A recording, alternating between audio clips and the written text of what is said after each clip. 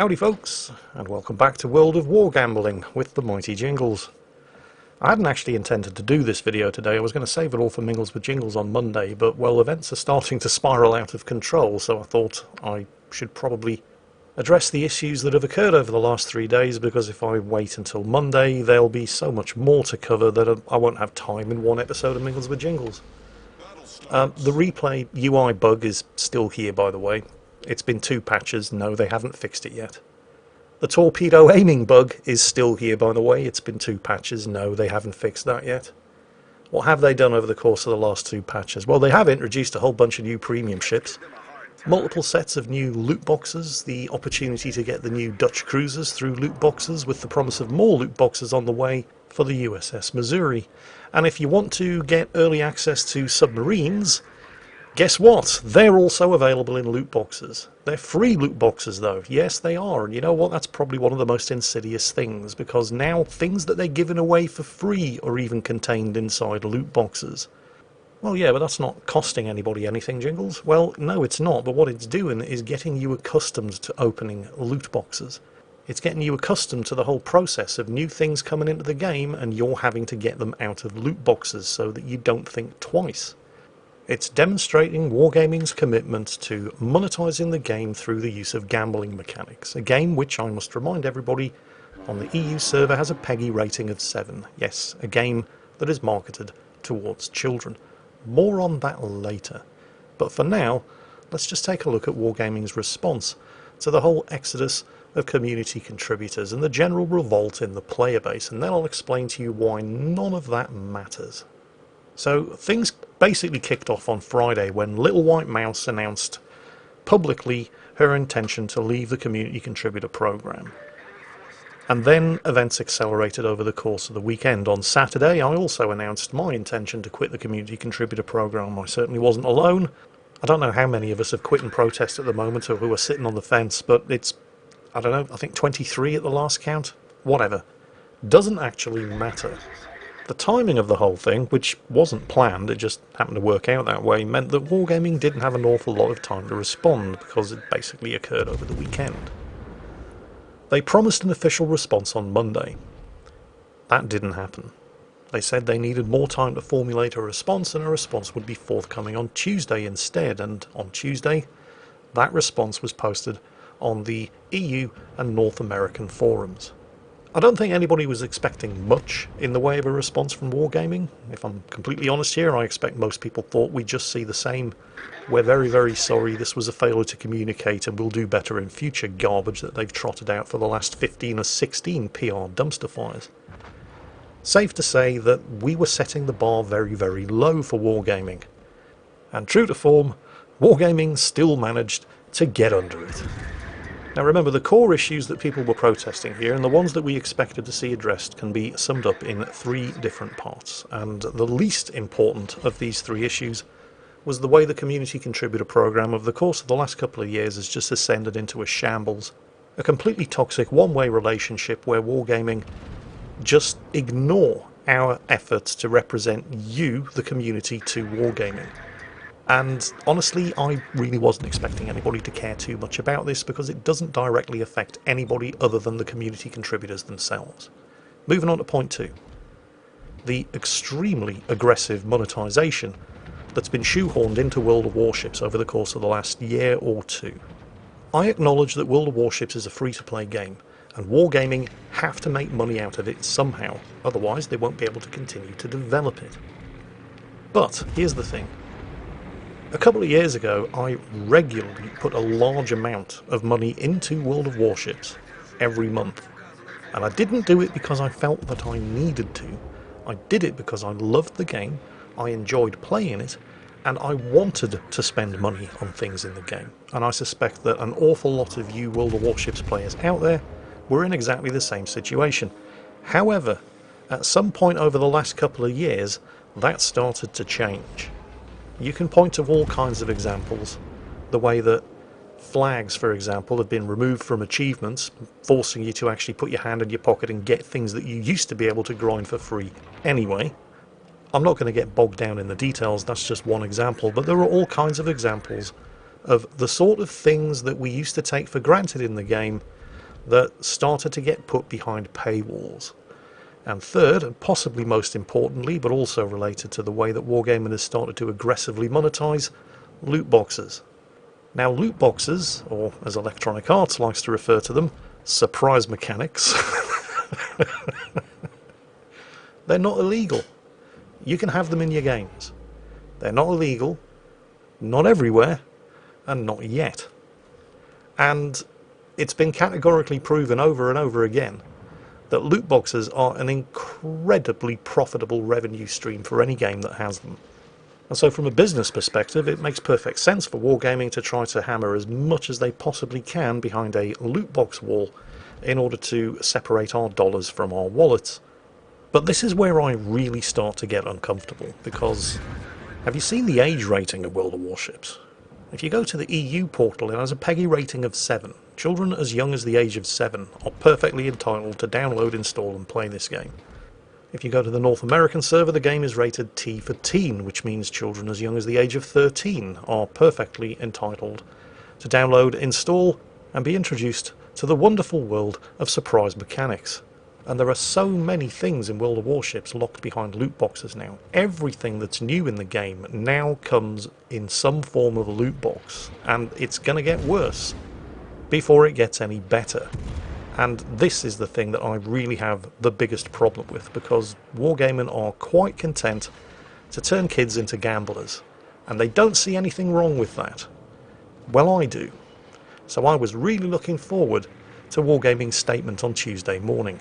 And like I said, we don't set the bar particularly high where Wargaming's concerned, but on this occasion, they brought a shovel. The actual statement was incredibly short. Now, I should preface what I'm going to say here by the acknowledgement that I was not expecting, because they hadn't had time to formulate any kind of overall strategy, and certainly no time to formulate any kind of details, but I was not expecting Wargaming to go into details about exactly how they plan to address these core issues. All I was looking for was some kind of acknowledgement that they were going to deal with these core issues. And we didn't even get that. The statement itself was very, very short. I found it hard to believe that it had taken them 2 days to come up with the 3 paragraphs. I suspect, and obviously I have no behind the scenes information here, I'm just guessing, but what I suspect happened was that the community team were tasked with coming up with the initial statement, which then kept going backwards and forwards between the community team in Prague, for example, or possibly the one in Austin, Texas, and St. Petersburg, where the producers kept saying, no, cut that bit out, no, don't admit to that, and eventually this whole statement just got smaller and smaller and smaller until we ended up with, well, this. And there is, of course, if you read it, no actual apology, no admission of guilt, no admission of wrongdoing, and no commitment to address any of the core issues. It looks like there is, but there isn't. They don't even say sorry. What you're talking about, Jingles, it's right there in the opening sentence. We are awfully sorry. Yeah, but they're not sorry that they've done anything wrong. They're sorry that we're all mad with them. It's a non-apology. It's a non-apology that even Blizzard's weasel-in-chief, J. Allen Brack, would have been proud of if he was still working for Blizzard and hadn't been forced to resign in the midst of yet another PR dumpster fire. But I'm getting off topic.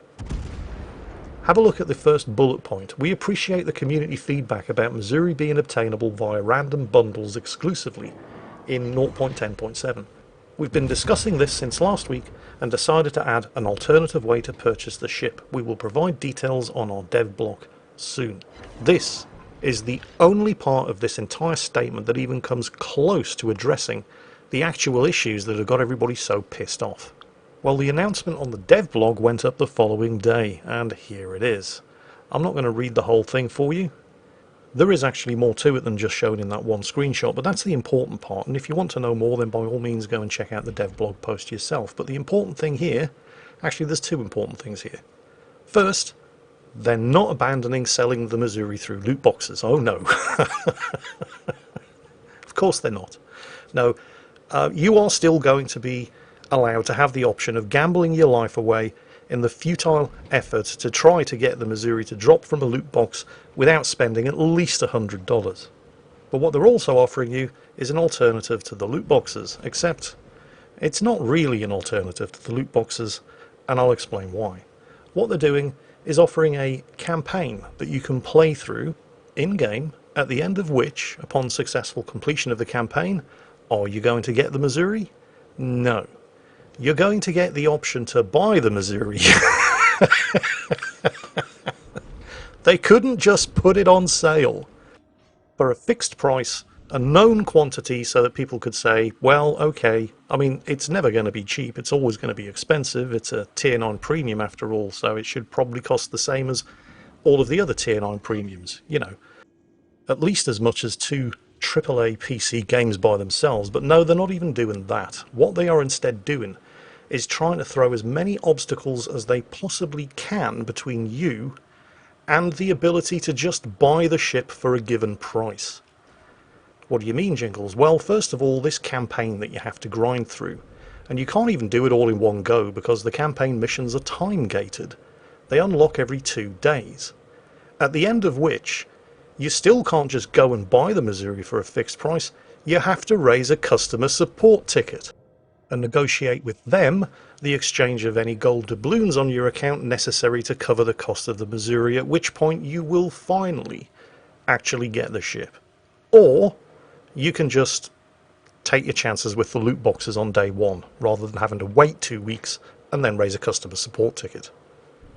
Now, call me a bluff old cynic, but I can't help but feel that they've made this process as time-consuming, difficult, long-winded and aggravating as possible, just to make you say, screw this, I'll just take my chances with the loot boxes.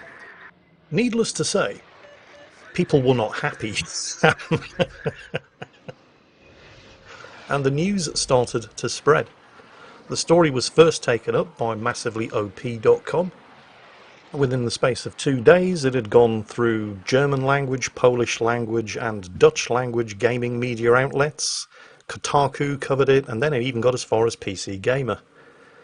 These are all, of course, gaming media outlets. No mainstream media outlets have taken note in the same way that they did in the whole Sir Foch incident back in World of Tanks 4 years ago now? I don't know. And honestly, I'd be surprised if they do, because this is really just a gaming news story. I mean, regardless of how gleeful certain members of the community may be that other news outlets are starting to take the story up, I honestly don't expect anything to change. I don't expect anything that's happened to make any difference. I expect this is going to be just a couple of bad news cycles for Wargaming, and within a couple of weeks they'll be back to business as usual. Because nothing we say or do actually matters. It doesn't matter how outraged we get. It doesn't matter how many World of Warships veterans, people who've been playing since the alpha test, people who've been playing since the beta test. It doesn't matter how mad we get or how firmly we close our wallets. It doesn't matter how many views this or any other video covering the subject gets. None of it is going to make Wargaming change.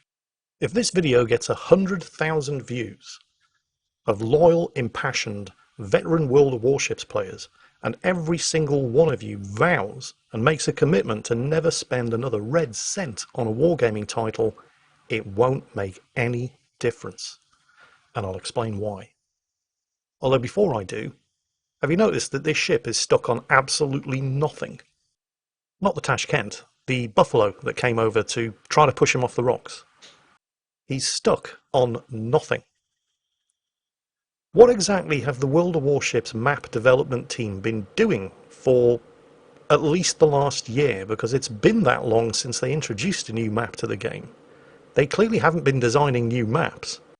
But someone has definitely been screwing around with the existing ones, because this sort of thing is happening more and more often. And I can't help but feel that they've been screwing around with the existing maps in order to make them submarine compatible. And they appear to be even failing at that. Anyway, I digress.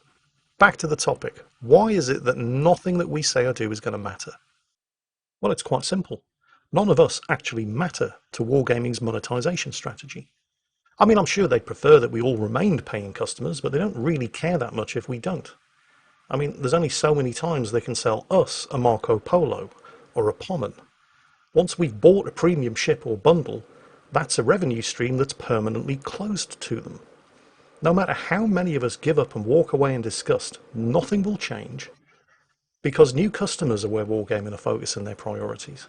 Customers who aren't used to the predatory monetization and haven't seen years of community dumpster fires brushed off with the same non-apologies of empty promises to do better in future. New customers that they can sell Marco Polos and Pommins to, until those new customers get just as pissed off and start reacting the same way we are. You see, we think that by making our anger and disgust known, that customer turnover and churn will make Wargaming sit up and take notice. Because that's the way things are supposed to work. If a company pisses off its paying customers, it will very soon be an ex-company. But that's not the case with Wargaming. Customer turnover and churn is not their problem. It's their monetization strategy. Because they're not relying on us. They've already extracted all of the money from us that they're ever going to. It's new customers. That's where they're focusing their efforts. But what can we do about that? Because people who are new to the game generally don't read the forums, they don't read blog posts, and they certainly don't watch YouTube videos, because they've never heard of the game before until they start playing. And that's what Wargaming's counting on, and why we don't matter. So what can we do? Well, the only thing that we can do is affect the number of new players coming in. But how can we do that? Well, do you remember earlier I told you that the World of Warships age rating in Europe is PEGI 7, and it's rated T for teen in the USA? What if we could get those ratings changed? What if we could get the game rated 18 rather than 7 in Europe, because it contains gambling mechanics? What if we could get the game rated A for adults only instead of T for teen in North America? Well, we could, because there's a complaints system, and anybody can use it. And the more of us who do, the more likely that change will happen. And that is what Wargaming should be terrified of. Because Wargaming can quite happily turn a blind eye and ear to all of the angry forum posts and YouTube videos until eventually the fuss dies down and it's back to business as usual. But if the influx of blissfully ignorant new players that they can exploit slows from a flood to a trickle because the game's age rating just changed, they will have no option but to start taking our concerns seriously. Links down below in the video description. You know what to do. Take care, folks. I'll catch you next time.